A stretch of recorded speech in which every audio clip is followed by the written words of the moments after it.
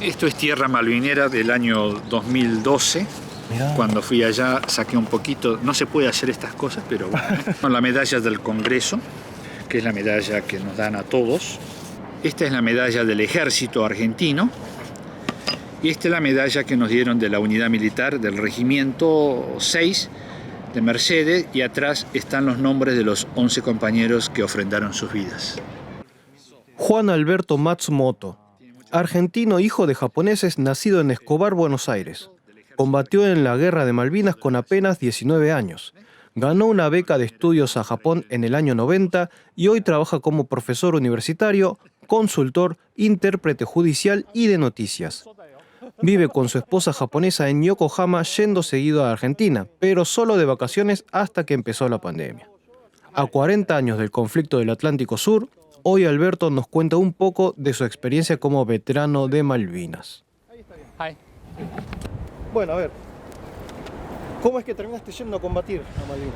Bueno, era 1982, abril 2, cuando se produce este hecho, y yo había terminado ya el servicio militar obligatorio y estaba en la Universidad de Buenos Aires, y al producirse, bueno, estaban convocando ya a la clase 62, así que me presenté voluntariamente, y bueno, ese mismo día llego a la unidad, un compañero había tenido familia, cambié, tomé su equipamiento y al día siguiente estaba en Puerto Argentino. ¿Qué pasó con tu compañero? Él se quedó en la unidad, gracias a Dios. ¿Qué tanto estabas o te sentías preparado para combatir? Habíamos recibido la instrucción militar como cualquier soldado en esa época, los 3 meses de instrucción militar. Obviamente había algunos compañeros que tenían una instrucción militar un poco más avanzada porque eran del grupo comando o de la compañía comando. Yo, bueno, había terminado, pero no sé si uno estaba preparado o no para combatir, pero teníamos conciencia de que teníamos que combatir. Así que en ese sentido fuimos con la conciencia bastante tranquila y además con el anhelo de cumplir con nuestro deber. ¿Qué hicieron apenas llegaron y qué hacían cada día? Cuando llegamos, bueno, nos dimos cuenta que es un lugar bastante descampado, hacía mucho frío ya en abril. Pusimos carpas, empezamos a ver dónde nos iban a ubicar, cambiamos varias veces de posición y una vez que ya teníamos un lugar donde nos instalaron, nuestra sección estaba con una compañía del Regimiento 1 de Patricios y realmente la rutina es que, bueno, se hace una rutina de tener que levantarse temprano, de tener desayuno, etc. Y bueno, hacer las trincheras y tratar de pasar el día lo mejor posible haciendo alguna instrucción y bueno, nada más, ¿no? ¿Qué comían y con qué regularidad? No, comíamos bastante bien dentro de todos los primeros, digamos, 60 días más o menos, dado que teníamos las provisiones correspondientes, estábamos dentro de todo cerca de la ciudad, entre Puerto Argentino y el aeropuerto. Así que venían los carros donde traían comida, caliente incluso, pero a medida que los bombardeos se hacían más asiduos, después del 1 de mayo, obviamente el tipo de comida empieza a ser menor o con menos nutrición. Las últimas 2 semanas creo que comíamos polenta. No pensábamos tanto, ¿no?, seriamente en el tema de la comida, aunque sí hubiéramos necesitado un poco más de calorías. ¿Y con el frío cómo hacían? Bueno, al comienzo, cuando llegamos, era mediados de abril, así que hacía frío, pero no tanto. Teníamos ropa medianamente para invierno. Nos calentábamos las turbas malvineras, que son como pedazos de tierras secas, que tienen muchas raíces, pero tienen olor a combustible, a petróleo. Entonces eso secado al sol, después lo metíamos en la trinchera y hacíamos fogata. Y con eso nos calentábamos. Desde luego, por ser una turba, terminábamos todo negro, como si fuera carbón. Pero bueno, por lo menos teníamos un poquito más digamos, de calefacción ahí. ¿Estuviste combate cuerpo a cuerpo? No, yo en mi sección no hemos estado cuerpo a cuerpo, aunque sí algunas secciones nuestras en la zona de Monte Dos Hermanas y Tumbledon creo que han estado en cuerpo a cuerpo y han sufrido, digamos, combates muy cruentos. Muchos de nosotros, de los más de 12.000 hombres, creo que casi, salvo los que han estado, ¿no es cierto?, En batalla no hemos disparado. O sea, porque mayormente era más bien en- protegerse de los Exactamente, exactamente, porque los bombardeos sí eran asiduos y además nuestra tarea es defender posiciones. bombardeos. Y muchas divisiones, muchos regimientos tuvieron ese rol. ¿Llegaste a tener algún otro compañero en Nikkei? Allá no, ni tampoco en el regimiento, cuando hice la colimba. Sí tuve conocidos o tuve después conocimiento de que hubo algunos japoneses descendientes o descendientes de japoneses que estuvieron en Malvinas. Se cree que son 6 o 7 personas. E incluso hubo un oficial que estaba en logística en ese momento con el rango de mayor, después terminó siendo teniente coronel, don Eduardo Sakamoto, con quien sí tuve el gusto de conocerlo después, pero al resto no tuve la posibilidad de conocerlos. ¿Llegaste a ser prisionero de los ingleses? Sí, claro. Sí, ¿Y sí, cómo sí. fue la experiencia con ellos? Mira, todos fuimos prisioneros. Claro. La experiencia es obviamente en ese momento amargo, pero por otra parte sí es muy amargo cuando uno tiene que entregar el arma, entregar todo el equipamiento. Al fin y al cabo, en fila india tenemos que entregarlo y eso es penoso para un soldado. Claro. Pero de todos modos, después estuvimos un par de días en la ciudad, en unos depósitos, y ya ahí estábamos más tranquilos, a pesar de que higiénicamente no era el mejor ambiente. No nos trataron tan mal. Yo incluso, como dominaba un poco el inglés, estaba de traductor de ellos un poco. Así que, en fin, fue una experiencia no tan dura como muchos creen. Y bueno, O sea, no hubo maltrato de parte de no, incluso creo que ahí pudimos comer un poco de comida caliente, ¿no? Chocolates y demás que incluso había en el depósito, ¿no? Claro, más allá de la derrota, moralmente no te lastimaban, digamos. No. Por supuesto, ellos también habían pasado momentos muy difíciles y murieron también muchos ingleses, ¿no es cierto? Pero los que ya entraron a la ciudad posteriormente y bueno, nos tomaron como prisioneros, nos trataron bien. Al menos esa es mi experiencia, ¿no? ¿Y cómo te enteraste que habían perdido la guerra? Bueno, porque el día ya 14 de junio a media mañana nos dieron la orden de cese de fuego.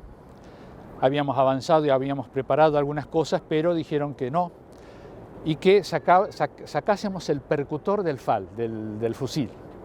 ¿Para qué? Y para evitar cualquier tipo de incidente, ¿no es cierto? Y que esperemos órdenes.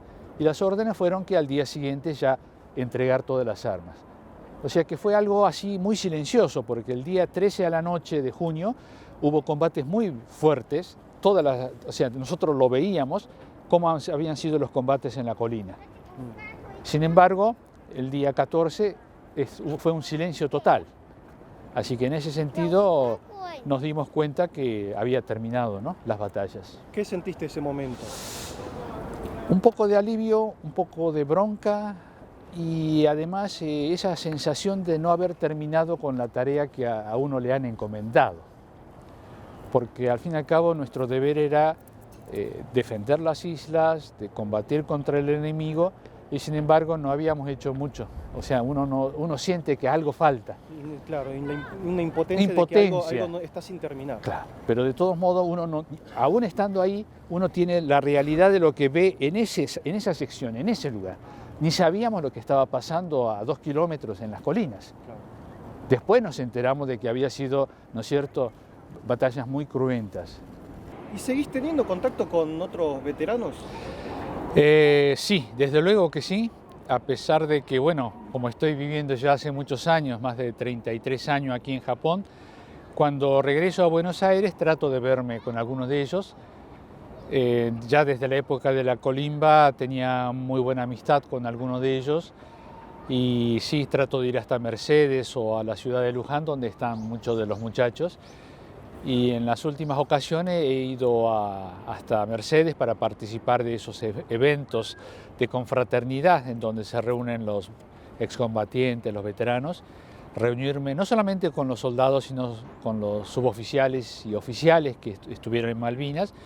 Y al menos en nuestra unidad militar, el Regimiento 6 de Mercedes, creo que hay bastante buena camaradería, porque yo sé que en otras unidades a veces hay más pica contra los oficiales o el suboficial, el sargento, etcétera, pero en nuestra unidad hay muy buena amistad, una relación en familia, ¿no? ¿Y qué fue de la vida de ellos, en su mayoría? Bueno, muchos de ellos he perdido contacto. Uno hoy, gracias a las redes sociales, el Facebook, uno se va enterando a veces de lo que hacen o de que se han reunido en tal lugar. Muchos han fallecido por, bueno, enfermedad, algunos tal vez por suicidio. No es fácil, ¿no es cierto?, para muchos veteranos lo que es una posguerra. ¿Por qué crees que muchos no pudieron recuperarse psicológicamente de la guerra? Y eso en parte porque realmente el Estado, el país, muchas veces no ha sabido recibirlos con la gratitud que merecen los veteranos de guerra. Por más que el resultado militar haya sido de esa manera, los que hemos ido fuimos convencidos de que es para recuperar la soberanía de las Malvinas. Entonces, en ese sentido, lo único que pide cualquier veterano de guerra es que los reconozca el Estado y la sociedad, con cariño, con la calidad que merecen. Pero muchas veces a nivel político han jugado, ¿no es cierto?, a dos puntas o a varias puntas, tomando en consideración que los veteranos eran parte del régimen militar o que fue una guerra a veces sin sentido. O sea, políticamente uno puede opinar muchas cosas, pero los veteranos, los que cumplimos con el deber ciudadano de ir, no nos involucren con eso. Así que en ese sentido ha hecho que para muchos veteranos de Malvinas toda esa situación política social a veces les haya jugado un mal momento y se sintiesen mal, ¿no es cierto?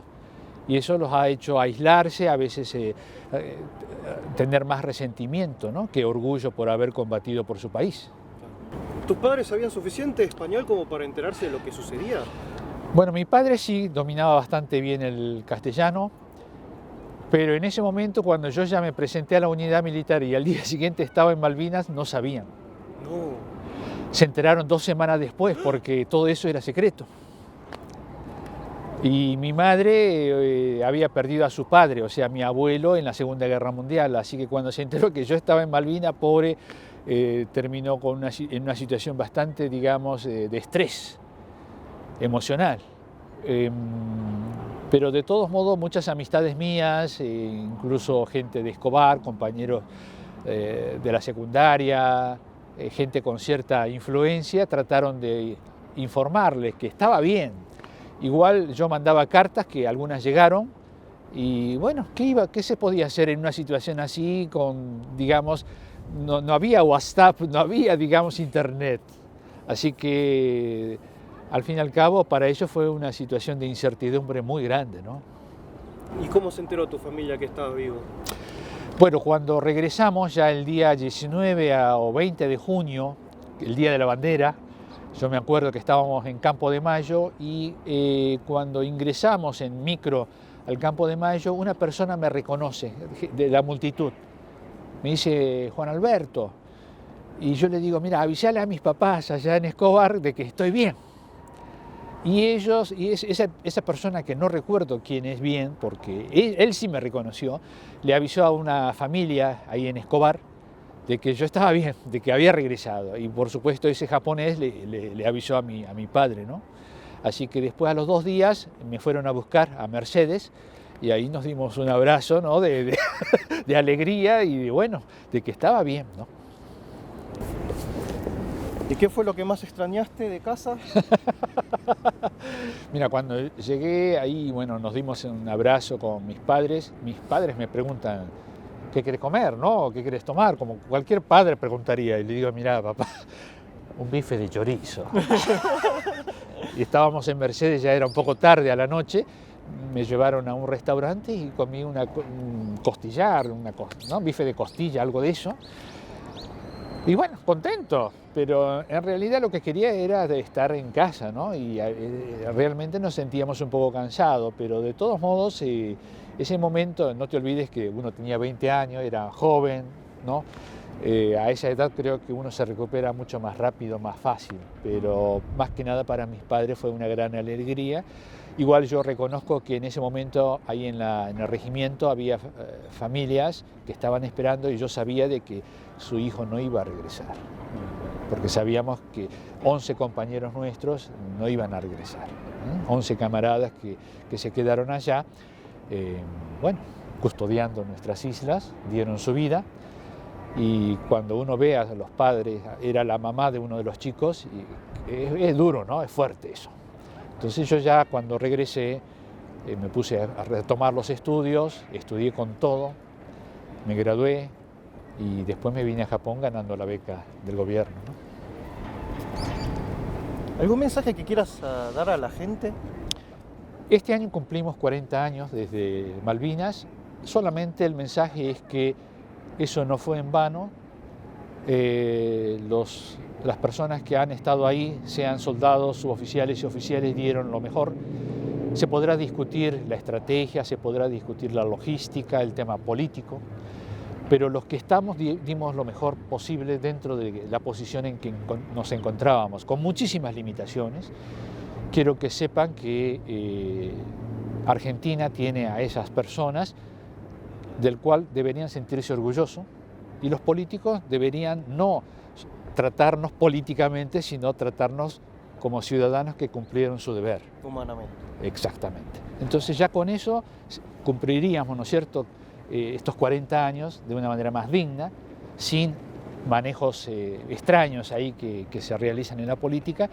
Y realmente, ojalá, yo hubiera deseado ir este año en abril para reencontrarme con mis compañeros o ir a la isla incluso, pero por toda esta situación mundial de la pandemia se hace un poco complicado, y en algún momento, el año que viene o en un momento más adecuado, visitar nuevamente la isla. Yo hace 10 años he visitado la isla, así que quiero ir nuevamente antes de que uno sea ya demasiado viejo, ¿no? Claro.